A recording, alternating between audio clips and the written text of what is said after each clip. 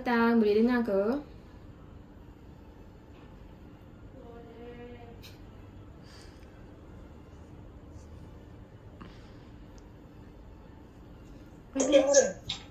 Boleh Kak Syafa. Okay, bagus. Share screen lah.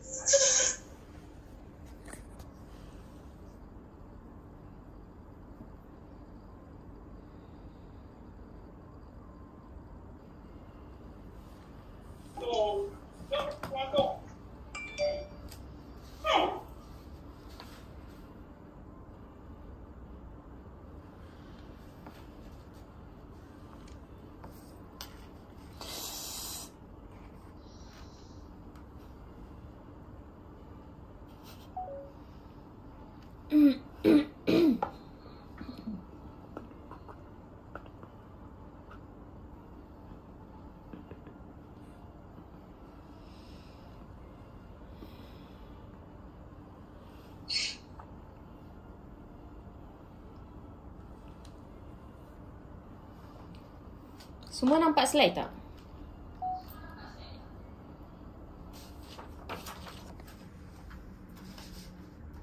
Nampak tak?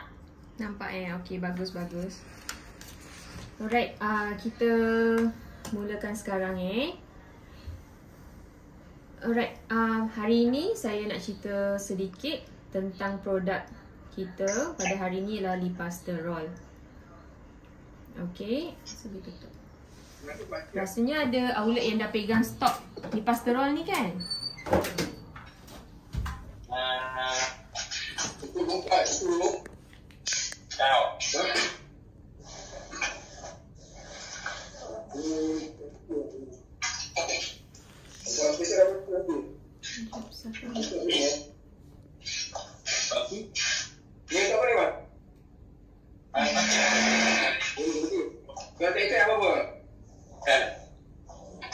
Abang Sam.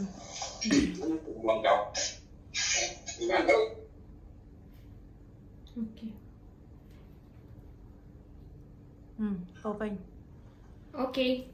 So, kita teruskan dengan slide next lah.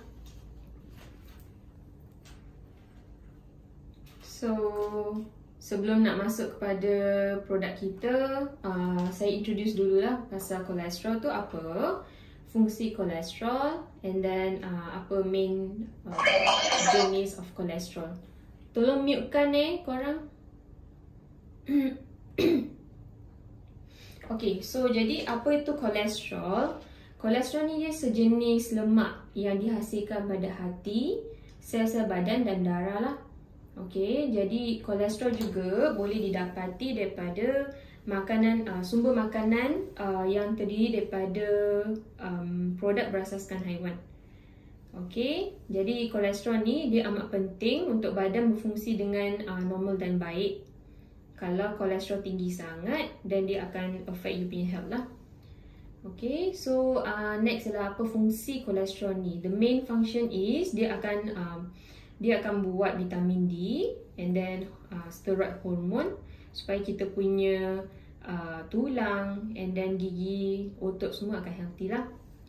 Then kita punya empedu tu akan digest fat lah yang kita consume, kita makan tu. At the same time juga mereka kolesterol ni dia sebagai semen, building block untuk jadikan tisu.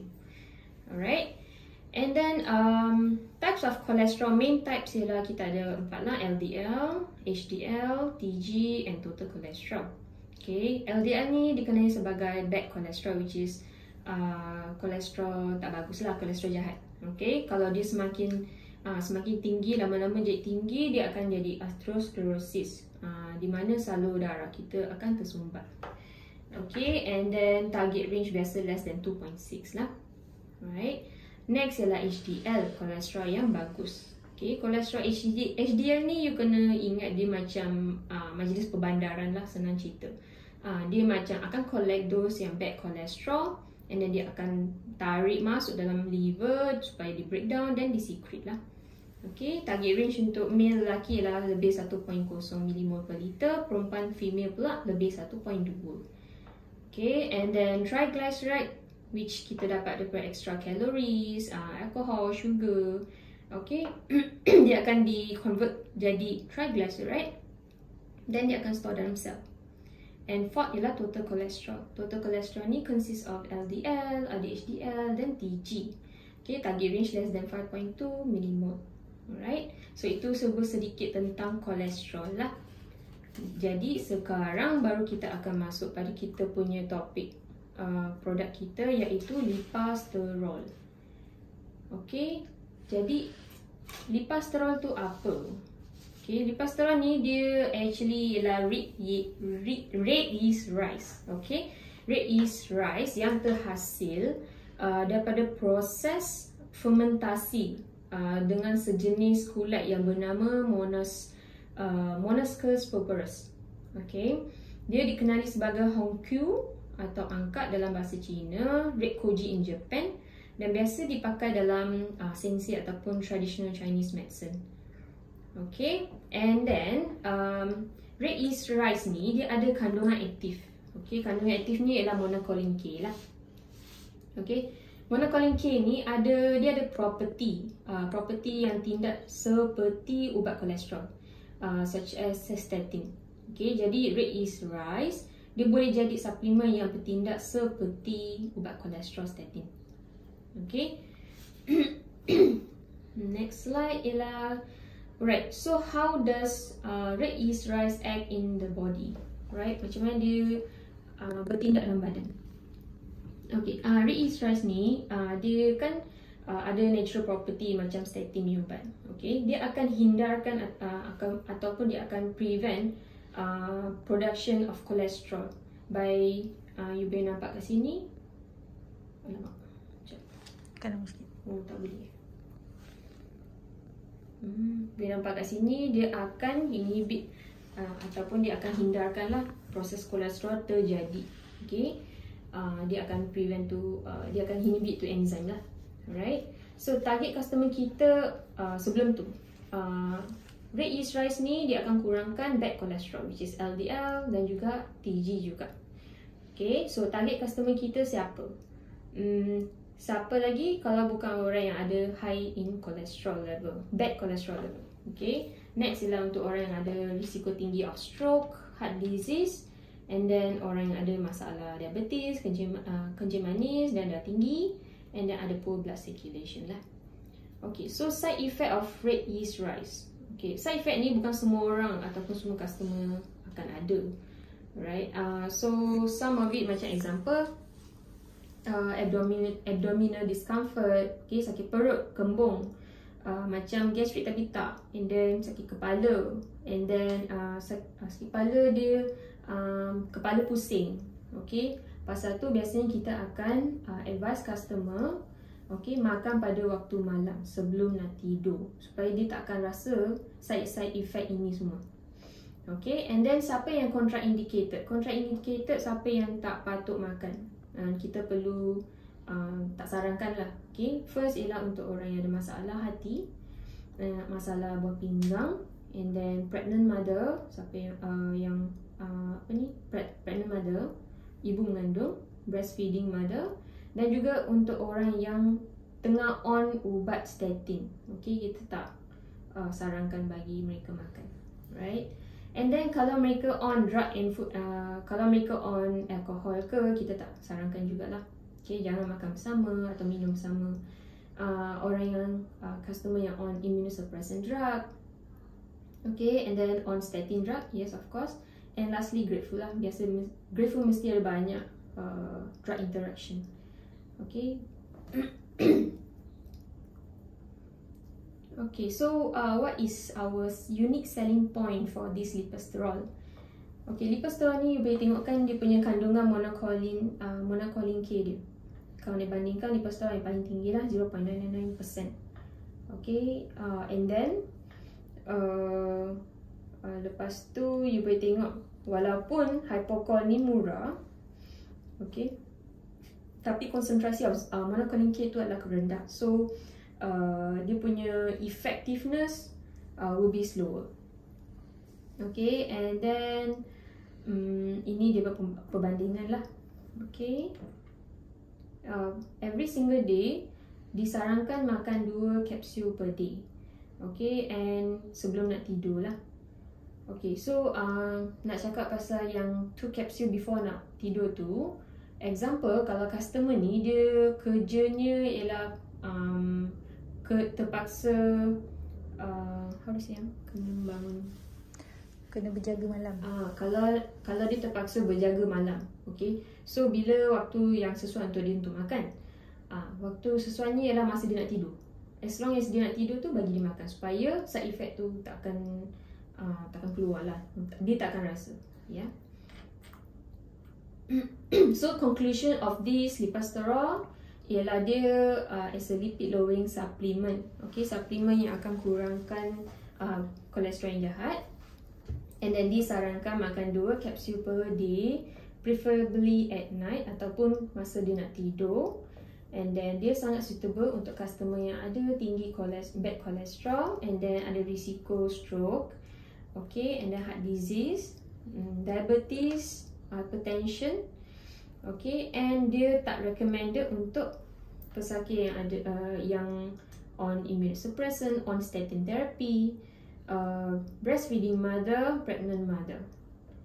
Okay, selain tu kalau ada masalah kerosakan pada hati dan kerosakan pada buah pinggang, kita tak sarankan langsung lah. Okay.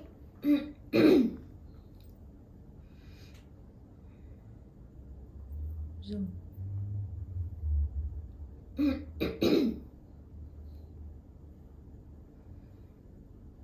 So ada persoalan daripada floor? Itu sahaja untuk produk ni. And then untuk untuk halal sijil, actually Nutrichem dia cakap dia akan on the way lah, halal sijil untuk dia. Kalau banding dengan Lipiros, Okay, Lipiros nak tengok kan, dia punya monocolin K lah 1%, right? So of course 1% is higher than 0.999. So kalau dibandingkan kepada brand-brand lain, of course Lipiros takes over lah. Okay, so yang bezakan dia lah dia punya monocolin K peratus dia.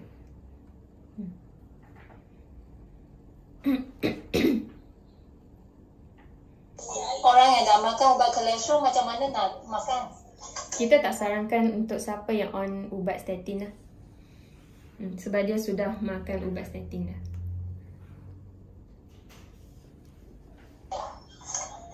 Kalau kolesterolnya tak turun-turun? Maksudnya sekejap ni. Dah pula. Tadi pun macam ni. Kalau dia dah makan ubat doktor, kolesterolnya tak mahu turun. Okay. Better untuk pergi jumpa doktor balik. And then tengok sama ada dia punya treatment tu doktor nak tukar ubatnya ke tak. Sebab kita tak. Okay. Lipiros ni, Red Yeast Rice ni dia sebenarnya suplemen. Kita tak boleh nak gantikan dia sebagai ubat kita. Kalau dia dah start dengan treatment ubat dekat hospital, make sure customer ataupun patient tu pergi jumpa doktor balik and then ask about it lah. Sama ada macam mana boleh tukar ubat lain ke. Untuk customer yang tengah on ubat statin, kita tak boleh ubah dia makan Red Yeast Rice. Untuk customer yang pertama kali nak cuba kawal, then we can suggest.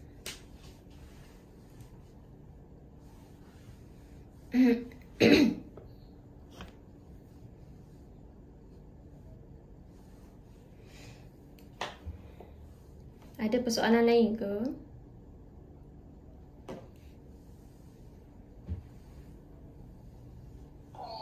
Jenis customer macam mana yang tak boleh makan? Customer jenis yang on statin, ada masalah hati, buah pinggang. And then ada on dengan immunosuppressant. Pasal tu kita kena tanya lebih dalam lah kat customer apa ubat yang dia tengah makan.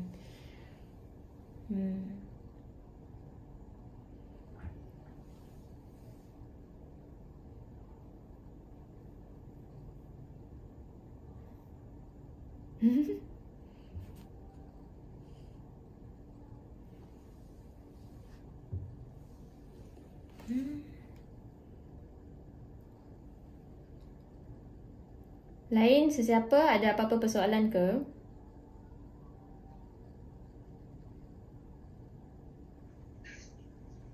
Cuba, Ya, saya. nak tanya kalau orang tu konsum ni dengan minyak ikan sekali pun boleh ke? Sangat-sangat disarankan.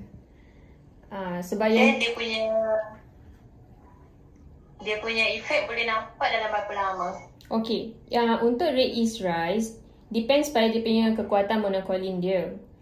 Kalau yang ni saya search study dia, at least dia akan ambil 12 minggu. Dia depends on the monocolin dia. Different brand dia different peratus lah.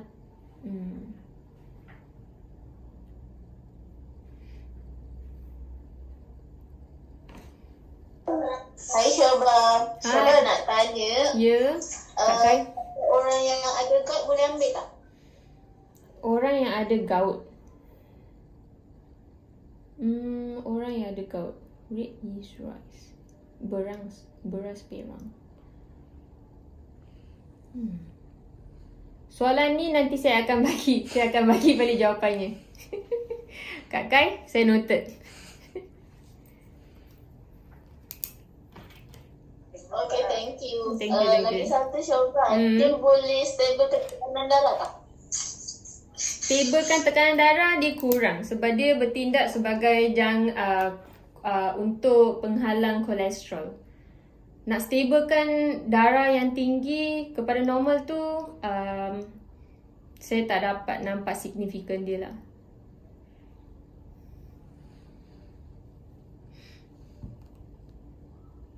Hello, Kak Kai.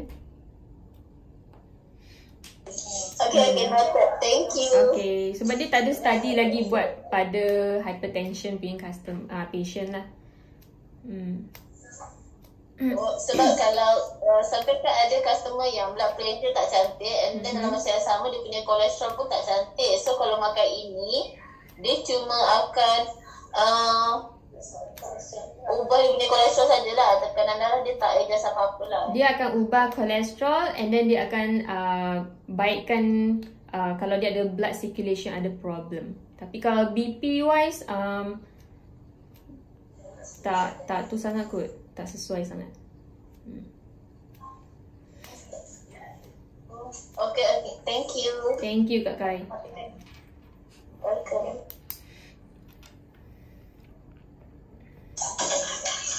Makan sampai bila baru berhenti. Dia kena makan. Kalau kolesterol dah okey, boleh berhenti tak? Okay, kalau nak makan red yeast rice ni, boleh ambil masa dia, okay, example. Sekarang kolesterol dia tengah ada masalah, bagi dia makan. Suggest dia lah. So, dia dah start makan at least 3 bulan lebih. Okay, and then suruh dia test balik. Okay, lepas test balik, you rasa ada perubahan, you boleh continue lagi sampai dia ideal lah. Sampai dia ideal. And then kalau you nak stop, boleh stop, but make sure dia punya lifestyle kena ubah jugalah. Dia bukan ubat yang kena makan sampai bila-bila lah.